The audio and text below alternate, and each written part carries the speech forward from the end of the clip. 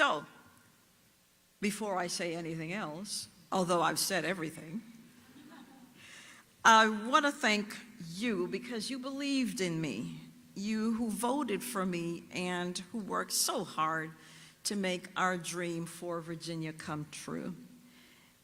I still want to continue to thank God for this journey and His grace that brought me again to this wonderful country, this wonderful Commonwealth. And a special gratitude goes to my family, my wonderful husband of 39 years,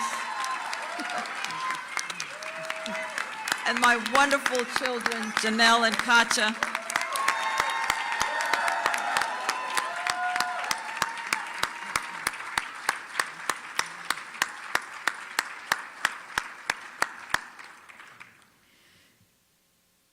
I have to tell you, I think I learn more in a loss than I ever do in a victory.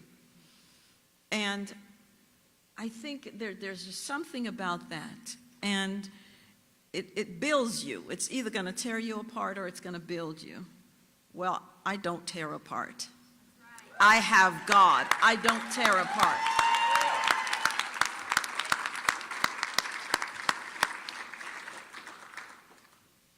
I don't think we came up short. I think we tried very, very hard. So many had counted me out for so long. And it's an amazing thing to watch. And we just kept plugging and plugging. And so I want to say to our young people here, remember that life has ups and downs. You must never stay down. There is nothing down there. You must always rise. It's one life that you have, and it must be lived to the fullest. Your life has purpose. You have purpose.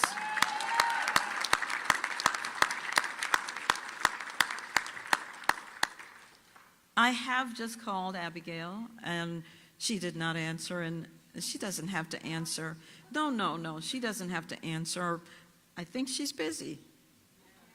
So it went to voicemail, and I left her a voicemail, and I asked her to please consider all of us Virginians, that she will represent all of us and not just some of us.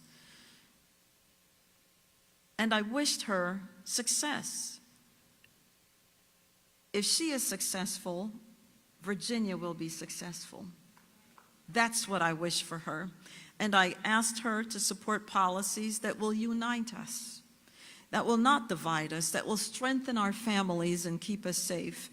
And that if I can ever be of help doing that, I'm here. I'm ready to volunteer. After all, apparently I have nothing else to do. But volunteering isn't something that's new to me. I mean, I ran a men's prison ministry, one of the best things I think I've done, apart from my husband, my children, etc. And then, of course, when I also ran a women's homeless shelter, just the fact that I would be able to shape lives, to tell them, you're not done yet. You're done when you're in the grave. But until then, God has given you breath, and you must use it. And when you are in a place, you must serve others. You must never be about your own self. And so that's one reason I'm here. You know, I came back into politics because I believed I was called. I saw test scores, and I thought it was a good education that lifted my father out of poverty, and it's a good education that will lift all of us out of poverty. And when I was vice president of our State Board of Education, I was never laughing if a principal or a teacher or a school board person stood before me, because our children don't get do-overs, and they weren't learning. So I hope that Abigail considers school choice, opportunities for our children to excel. It can't but be just one path. No. How dare you stand in the doorway of a parent that says, I want something different for my child. Please give me the money. I am low income, but can you give me some money that I can choose a school that I believe is best for my child?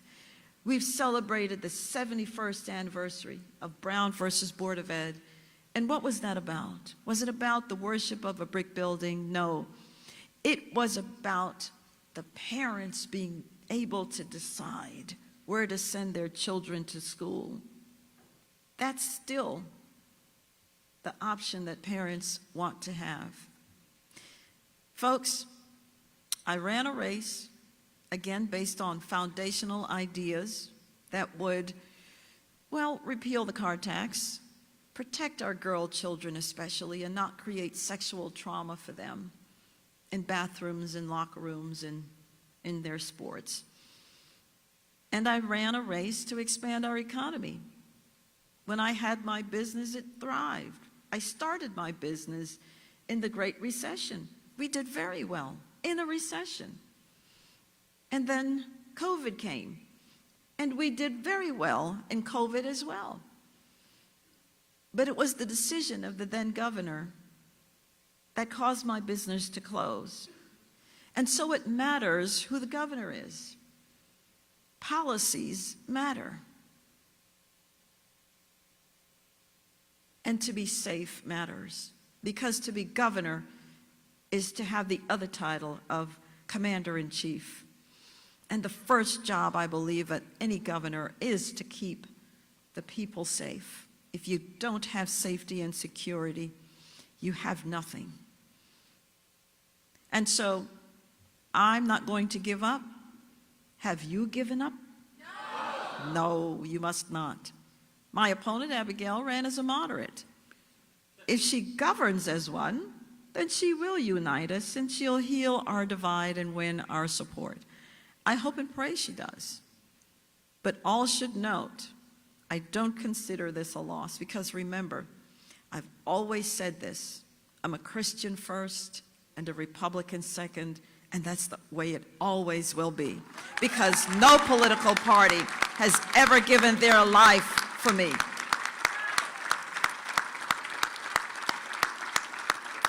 So your voice isn't lost, and I'm not going anywhere, and neither are you. Virginia is not a radical leftist state, and we will hold to account anyone who tries to impose on us the ideology of the left. We must offer our hands of cooperation, but the gesture comes with a warning. Do not tread on me.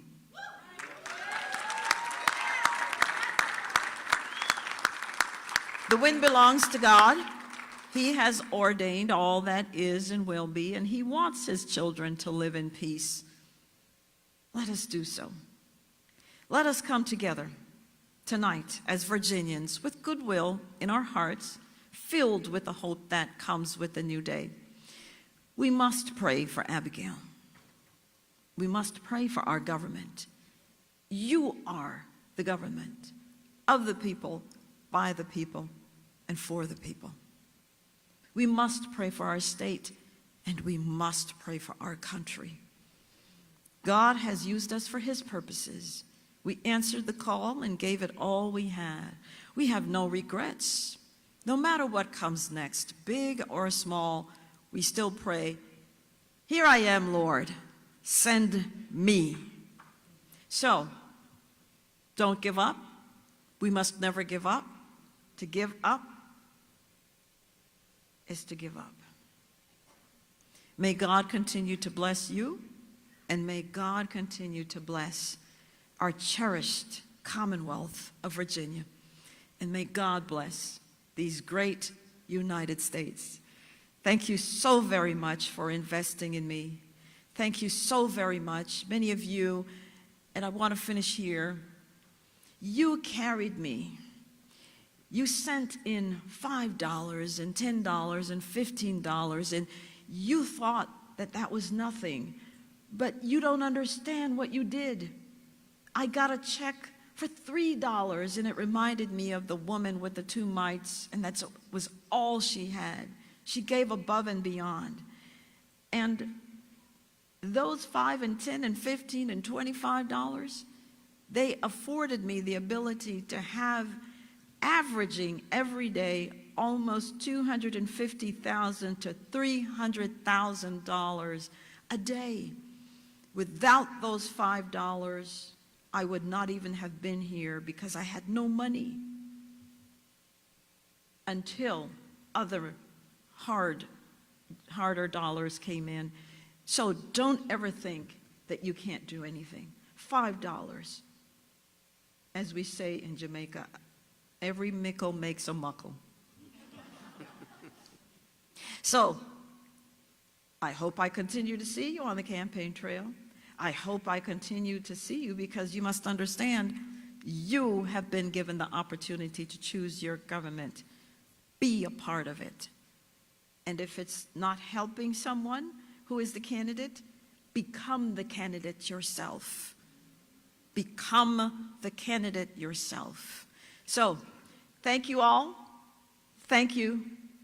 And have a great night. God bless you.